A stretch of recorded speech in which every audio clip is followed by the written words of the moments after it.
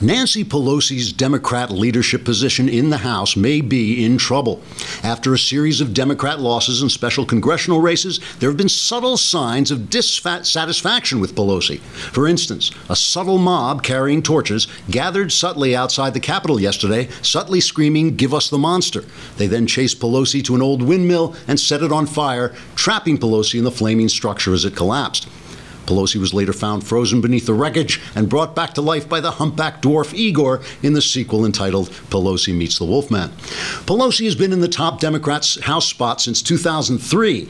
During that time, Democrats have lost their majority, their credibility, their values, and the respect of every single human being who doesn't work for CNN.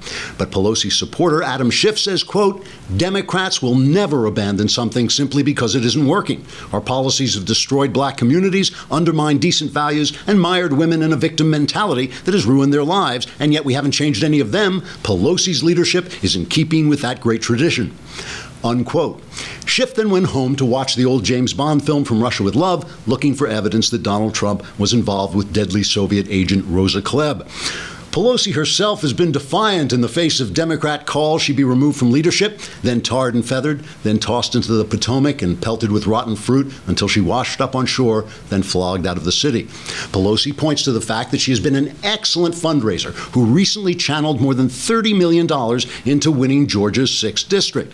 The $30 million could not be reached for comment because it had sprouted wings and flown away, then set itself on fire, then settled into a pile of ash, then blown off into nothingness, leaving Georgia's 6th district still in the hands of Republicans. All the same, when asked if she was in trouble, Ms. Pelosi said, "No, I'm in Denver." When told she was in Washington, she said, "Oh, then I'm in trouble." In a statement to reporters, Mrs. Pelosi went on to defend her leadership, saying, quote, "People say that the voters don't support my extreme left-wing positions. But who are these voters? And why should they have a say on who gets to serve in Congress? After all, many of them don't even support abortion. And if they were given their way, millions of children would still be alive today and might then grow up to oppose abortion as well. We can't let that happen," unquote. After her statement, Mrs. Pelosi waved to a cement mixer, which she mistook for a crowd of supporters, then jumped into a car and drove away until the owner of the car managed to stop her at the next corner. Meanwhile, Republican Speaker of the House Paul Ryan issued a statement on the matter saying, quote, "Please don't get rid of Nancy Pelosi. Please, please, please, with sugar on top. Please, please. I'll be your best friend. Please, please, please," unquote. Trigger warning, I'm Andrew Klavan, and this is The Andrew Klavan Show. I feel hunky-dunky, life is tickety-boo. Birds are winging, also singing hunky-dunky-doo. Ship-shaped, tipsy-topsy, the world is zippity-zing. It's a wonderful day, hurrah, hooray! It makes me want to sing. Oh, hurrah, hooray! Oh, hooray, hurrah! All right, here we are, the last day before the long Klavanless weekend, a really dark abyss of nothingness for it. We won't be back till Wednesday, I think, right? Because July 4th is Tuesday, yeah, so we won't be back till Wednesday, which means I don't know if you want to get in your mailbag questions. If you're a subscriber, you can get in your mailbag questions, and we'll do the mailbag on Wednesday. If you don't, we won't. But you can get them in if you subscribe to thedailywire.com. If not, you can watch on Facebook and YouTube for 15 minutes, and then you will be cast out into the exterior darkness where there will be great wailing and gnashing of teeth. But if you subscribe, you can be in the mailbag. It's only an $8 lousy bucks a month, and it goes up July 10th. It goes up to, I think, $30,000 a month after that. But for now, it's only a lousy $8 a month. And if you subscribe for a year, you get Ben Shapiro's and David Shapiro's book, The White Sox, Say It So, about the last White Sox championship season ever, which was 2005. Meanwhile, I know you're all thinking the same thing. Why does this guy look so fantastic? How come look at the way he dresses. It's so brilliant. And the answer is, I don't choose my own clothes. Either my wife picks them out, or I go and, I once hired somebody. I actually hired one of those personal shoppers.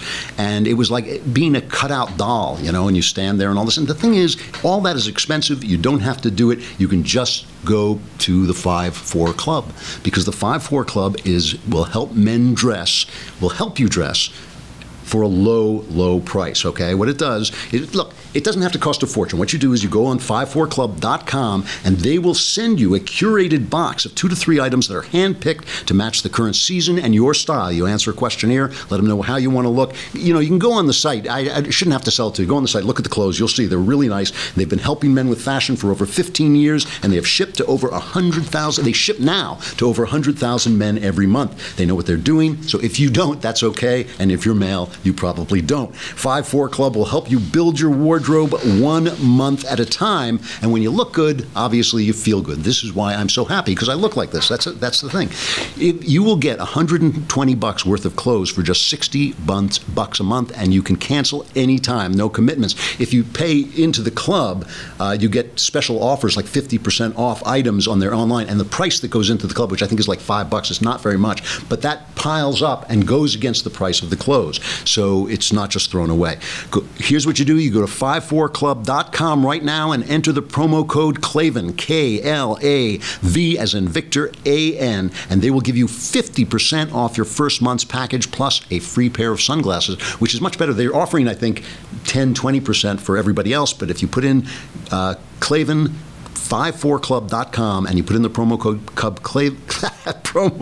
code Klavan, you will get 50% off your first package at the 54 Club. It's spelled FIVEFOUR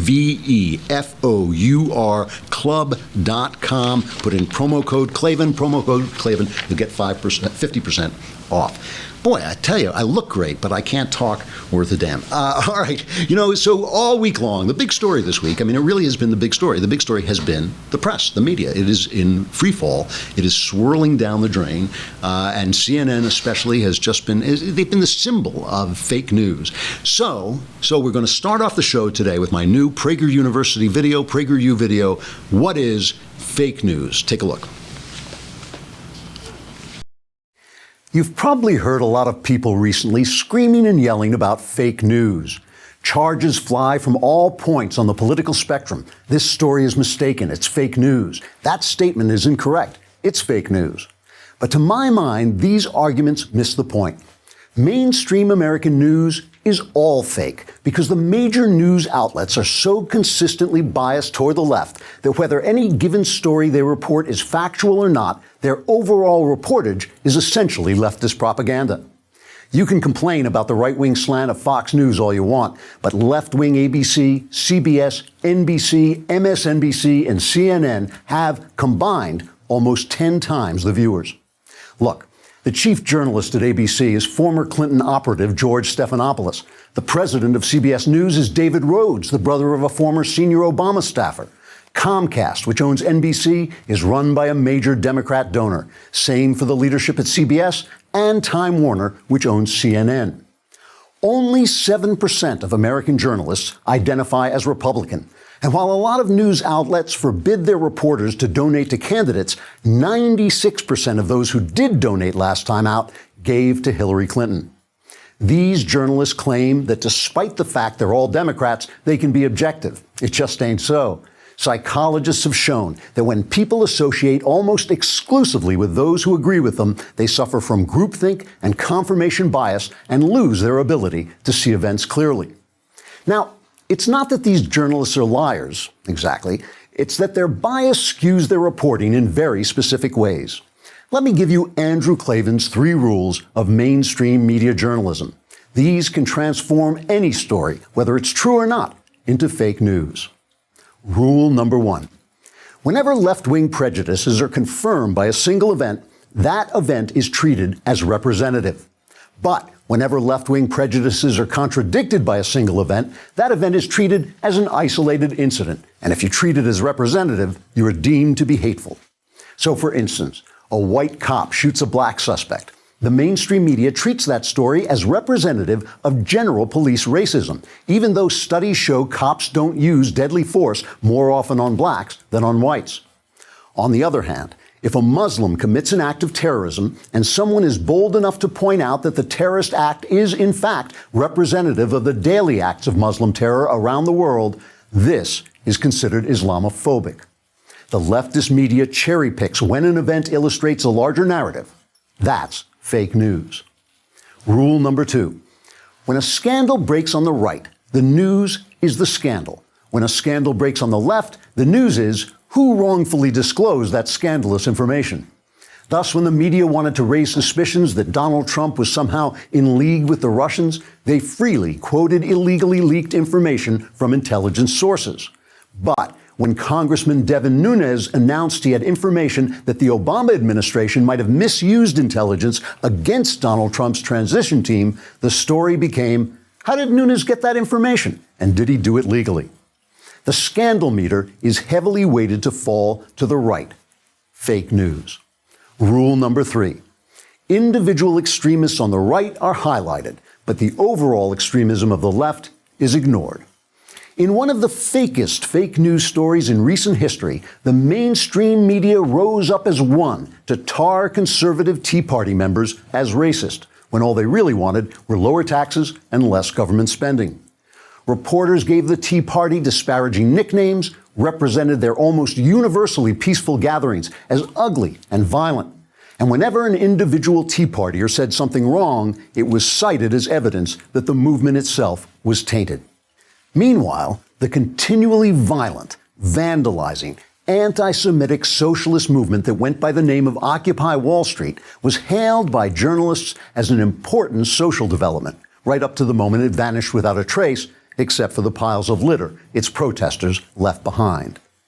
Peaceful Tea Partiers wanted the small government prescribed by the Constitution, so they were radicals. Violent occupiers wanted the widespread government intrusion of socialism, so they were heroes. Very fake news. Newsweek editor Evan Thomas was once criticized when his magazine essentially convicted some white Duke University lacrosse players of raping a black woman. A rape it turns out they did not commit because it didn't happen. Thomas defended himself, saying, the narrative was right, but the facts were wrong.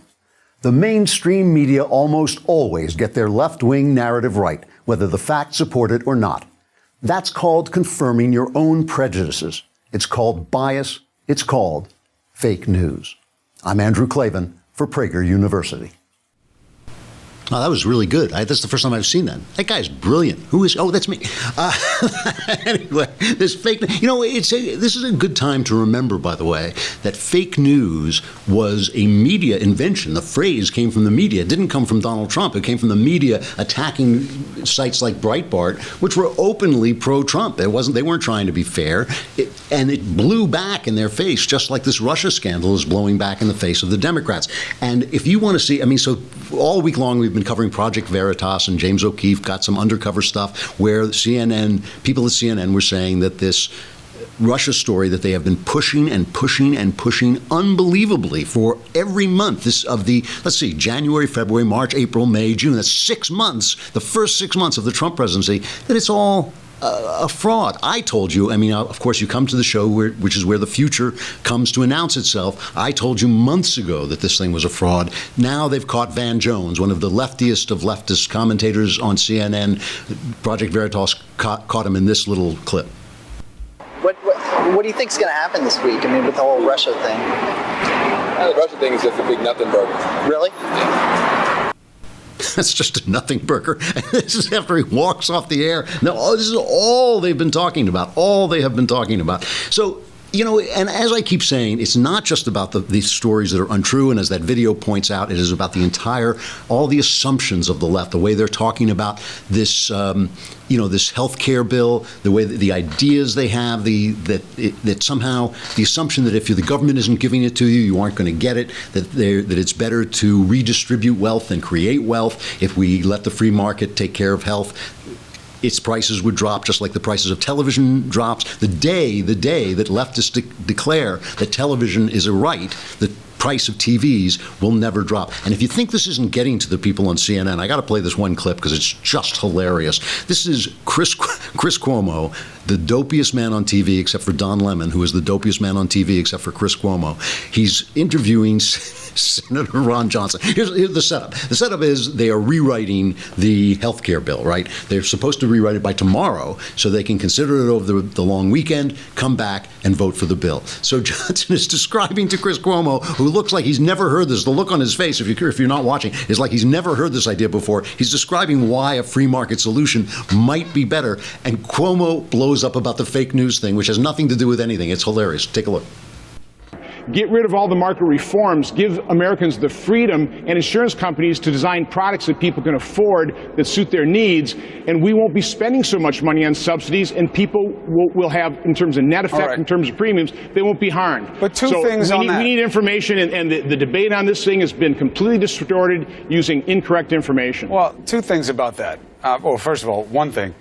I know you're not suggesting that I'm using misleading information, right? You let me know what I'm saying that's inaccurate. Because this whole fake thing needs to end, and it needs to end right now. Chris, you tell me what I'm getting wrong, or we'll deal with the numbers that the CBO puts them out. I'm not accusing you. I'm talking about the fact people don't understand the 22 million and that it was a wrong baseline. And then the way the premiums are reported, you have to really understand the way economists take a look at this and what's really happening. No, I love it. It's like Cuomo, you can just see as Johnson's talking, Cuomo in his mind is going, oh, they keep calling me fake news. And Cuomo is one of the fakest of fake news. I mean, he's as far left. And it's another guy who you just, if I wanted to build a news agency, if you said to me, Klavan, build a news agency, the very first thing I would do is hire people from both sides. I wouldn't hire a Cuomo, one of the big leftist dynasties. I wouldn't hire, George Snuffleupagus, whatever his name is, it's ridiculous. It's ridiculous. They're so corrupt that they are audaciously corrupt. You hit a level of corruption, and it's intellectual corruption. It's not necessarily money corruption, but you hit a level of corruption where your corruption, the openness of it becomes a kind of brag. I'm so corrupt and I'm so powerful that I don't have to give anything to anybody. I want to pause here for just a second because I keep saying that I think the Republicans should pass this bill, even though it does not repeal Obamacare.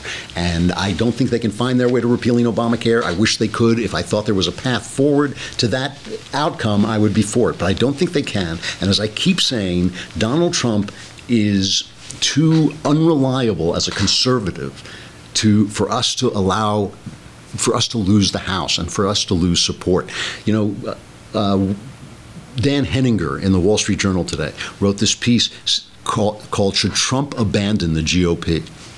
Here's what he says. He says, in 2016, Donald Trump stood on debate stages and ran against a half dozen Republicans in the party's presidential primaries. He won. With his presidential victory came Republican control of the House and Senate, in part because of his coattails. After Senate Republicans this week failed to move a bill to repeal and replace Obamacare, Mr. Trump must be asking himself, why do I need these people? Most intriguing of all is the longer-term future of Mr. Trump's formal relationship with the Republican Party. After voters in 2018 reorder Congress, Mr. Trump can consolidate his base with a big infrastructure bill co-designed by Democrats and likely approved by independent voters. By then, the Republican opposition that tanked Obamacare reform will be irrelevant. And please hold the faux shock when Mr. Trump, a non-ideological pragmatist, entertains Chuck Schumer's Medicare for All as the final health care fix. In Mr. Trump's world, subcontractors come and go. The GOP shouldn't bother trying to collect for work done. This disorder could surface the possibility that dare not speak its name until now, a more centrist Trumpian political party of the sort favored by Ivanka. And that is what I think conservatives should be trying to avoid. So you take the hit and you move the agenda forward, keep Trump in the Republican camp, because there's one, Trump knows he doesn't have any friends. They asked him at a meeting if he was going to negotiate with Chuck Schumer. Here was his response. Schumer says he'd like to come down and have all 100 senators come here and talk health care. Would you be willing to negotiate with all of them? Got to find out if he's serious. He hasn't been serious. Obamacare is such a disaster, such a wreck, and he wants to try and save something that's really hurting a lot of people. It's hurting a lot of people. He'd have to be very, very serious. He's done a lot of talking, bad talking, and he just doesn't seem like a serious person. That is good Trump trolling Chuck Schumer, but we did have some bad Trump this morning. I'll talk about that in a minute, but we got to say goodbye to Facebook and YouTube. Come to thedailywire.com to hear the rest of the show or subscribe for a lousy $8 a month which will go up on July 10th. So subscribe now for a lousy $8 a month, and you can watch the whole thing on the site. You don't have to bounce around. Plus, you can be in the mailbag, which is Wednesday, the next time we will be on the air.